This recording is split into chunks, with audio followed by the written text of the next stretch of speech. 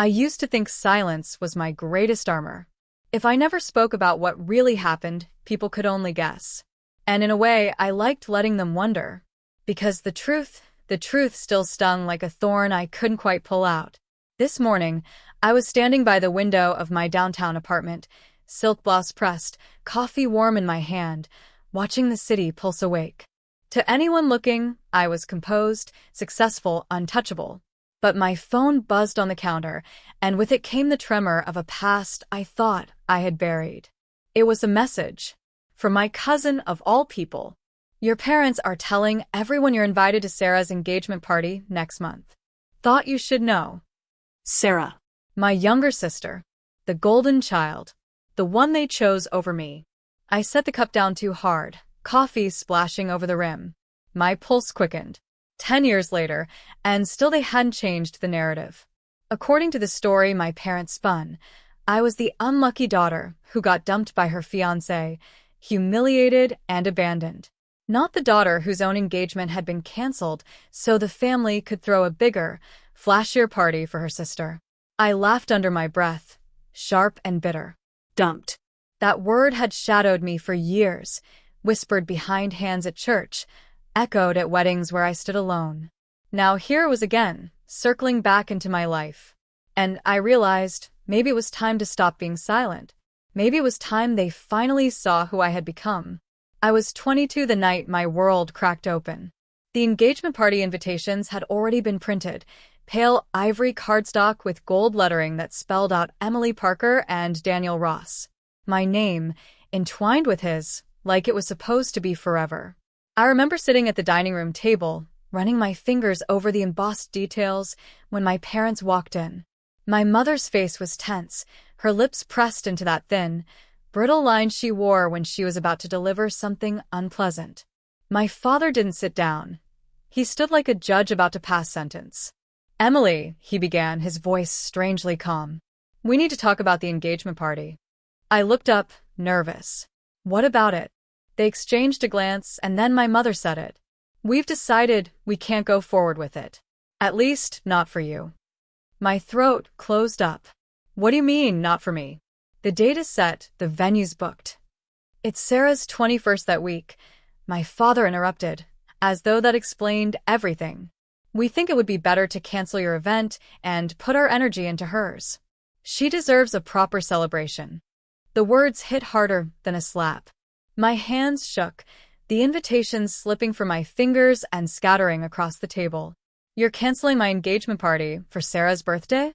"Don't be dramatic," my mother said quickly. "Daniel will understand. People will think you're rushing things anyway. And besides," she paused, her eyes cold, "it will be easier if we say he changed his mind, that he left you. People will sympathize with you that way."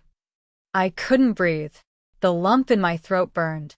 I stumbled back from the table, my heart pounding so loudly it drowned out their voices. The only person who ever saw me that night was my grandmother. She found me sitting on the back porch steps, my face streaked with tears, my dress rumpled. Without a word, she draped her old quilt around my shoulders, the one with faded blues and pinks she had stitched by hand decades ago. She didn't try to fix it, didn't try to make excuses for them. She just said softly, "Sometimes the people who should protect you are the ones who break you. But that doesn't mean you can't stitch yourself whole again." That quilt became my anchor. And that night, I made a promise: if my family wouldn't fight for me, I'd fight for myself. The morning after that confrontation, I packed a small suitcase. A few dresses, my laptop, the quilt my grandmother had given me. Daniel never called. Maybe he believed the lie. Maybe he didn't care enough to ask.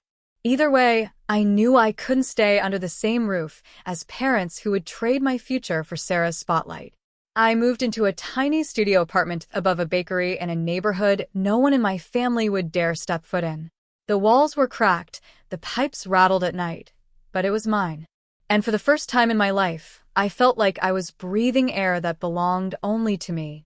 I worked days as a receptionist, nights waiting tables. Most mornings I came home exhausted, feet aching, my hands raw from scrubbing dishes. But every evening, when the world quieted down, I'd open my laptop and chase something I'd always dreamed of: design. It started small. I watched free tutorials online, practiced with secondhand software, and sketched logos on napkins during my lunch breaks. I doubted myself constantly. Was I talented enough? Was I wasting time? Sometimes I'd cry myself to sleep, clutching my grandmother's quilt, whispering her words like a prayer. Stitch yourself whole again. And then came the break. A local cafe owner noticed the sketches I'd doodled while waiting for my food. "You designed this?" he asked, holding up the scrap of paper. When I nodded, embarrassed, he grinned. "I need a new menu design. Think you could handle that?" I said yes, even though I was terrified. I worked through the night, pouring myself into that menu like it was my lifeline. When he handed me a modest envelope of cash a week later, I cried in the privacy of my apartment. It wasn't much, but it was earned. From there, word spread slowly. One client turned into three.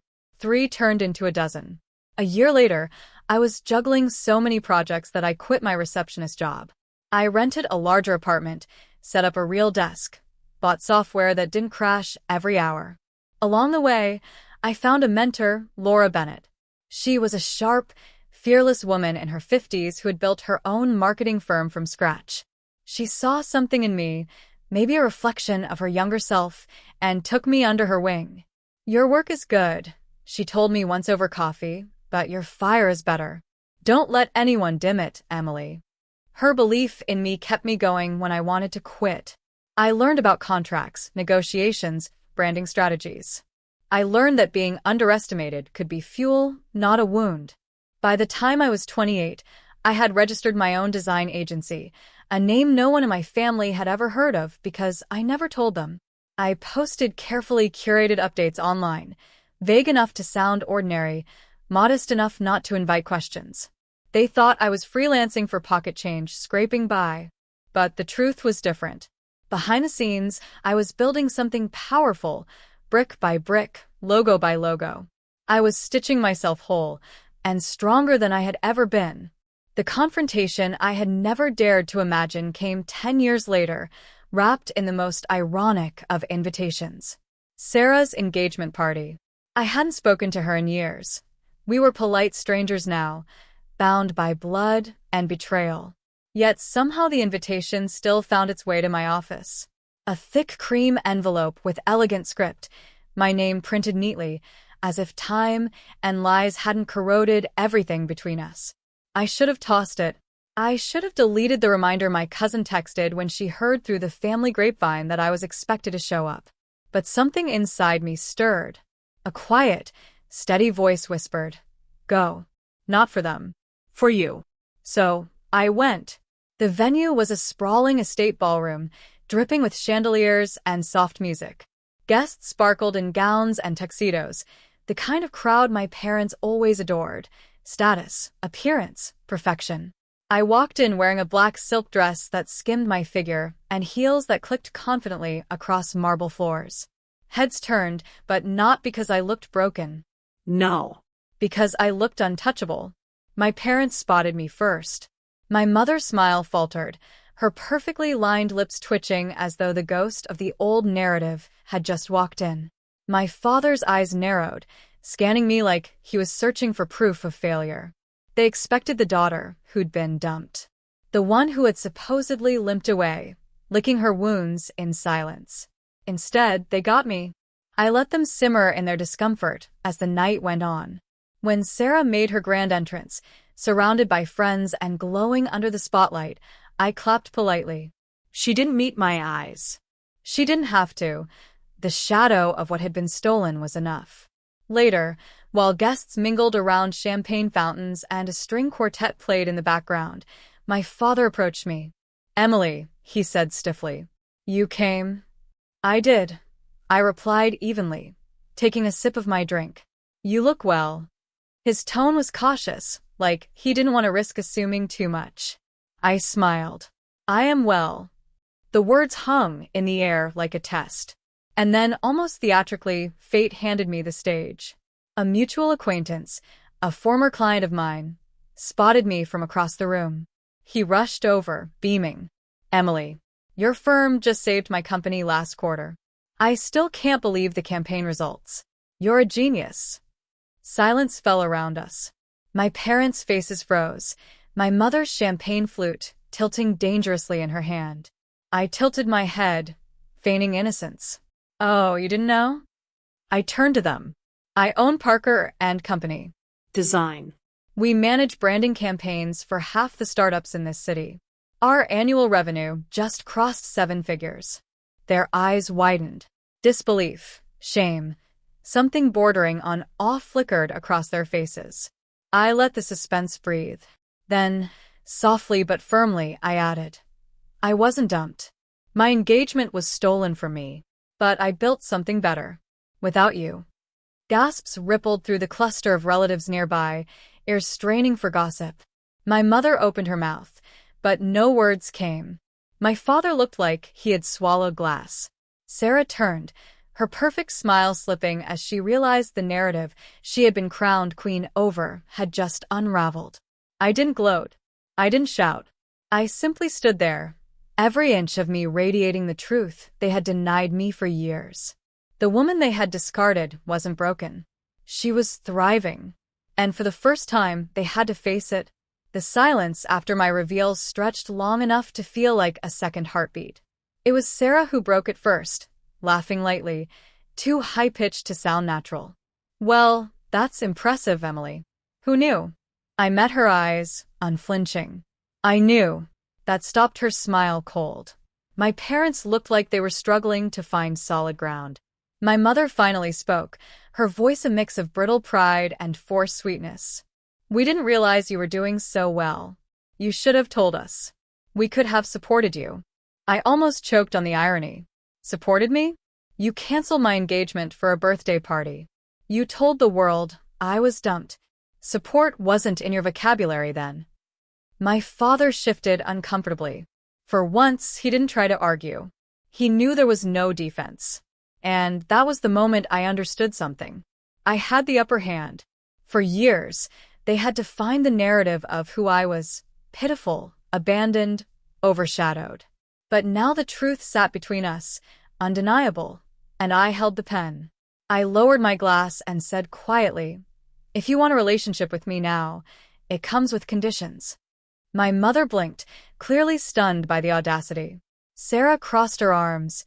Waiting like this was another competition she had to win. I continued. First, honesty. No more lies about me. No more half-truths spun to protect your image. You either tell the truth, or you say nothing at all. They exchanged a nervous glance, but didn't object. Second, respect. Not just for me, but for each other. The games, the favoritism, the cruel comparisons, they stop here. If you can't treat me as an equal, you don't get access to me. Sarah scoffed softly, but I didn't flinch. Instead, I turned to her directly. And you, Sarah. You've been handed everything at my expense. If you want to be in my life, you'll have to earn it, not through perfection, not through one-upping me, but by being authentic.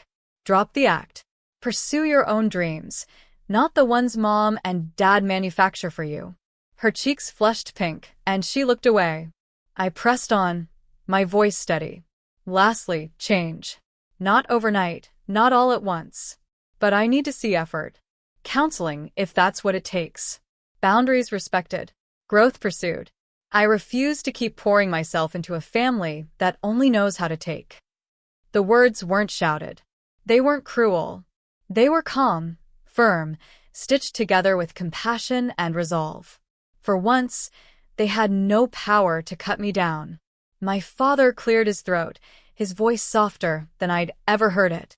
And if we fail? I smiled, a small, steady curve of lips. Then you lose me. For good this time. There it was, the shift. The weight of years lifted from my shoulders, settling onto theirs. I had offered them a door, but I wasn't afraid to close it if they couldn't step through. For the first time in my life, they would have to fight for me. The weeks that followed felt like a test I hadn't studied for, except this time, I wasn't the one being graded. To my surprise, small changes began to appear. My father called, awkward but earnest, asking how my business really worked. He didn't offer advice or judgment, just listened. My mother wrote an email, not dripping with control or expectations, but with something that almost resembled humility. "I don't know how to be the mother you need," she wrote, "but I'd like to try." And Sarah cracked the hardest. One evening she showed up at my office unannounced, no makeup, hair undone, eyes red from crying. She admitted she hated the pedestal they'd built for her, how exhausting it was to live a life curated for appearances. She whispered, almost ashamed, "I envied you. You got out." I was stuck playing perfect. For the first time in years, I hugged her. Not as rivals. Not as the chosen and the discarded. Just sisters. It wasn't perfect. It wasn't a fairy tale. But it was something real, the kind of messy, unfinished honesty I had demanded.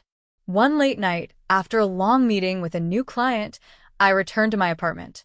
The city lights sparkled outside my window, and I curled up on the couch with the quilt my grandmother had given me. Its threads were worn thin now, but it still carried the weight of her words. "Stitch yourself whole again." I thought about the girl I had been on that porch 10 years ago, trembling, broken, discarded. And I thought about the woman I had become, strong, independent, standing on her own ground. They had tried to write my story for me, branding me the abandoned daughter. But I had rewritten it, word by word, choice by choice. And now, sitting in the quiet glow of everything I had built, I smiled to myself and whispered the truth. Not for anyone else this time, but for me. I was never dumped. I was set free.